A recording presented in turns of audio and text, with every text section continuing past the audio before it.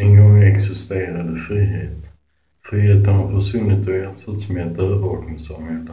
Den svenska röda regimen i Rosenbad vägrar klart över 10% av Sveriges befolkning var sin vilja fram.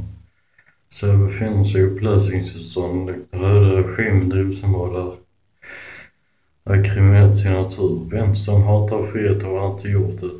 Det handlar inte om att försöka tysta ner det totalt förtrycka den som är utsatt för mångkulturs andra sida.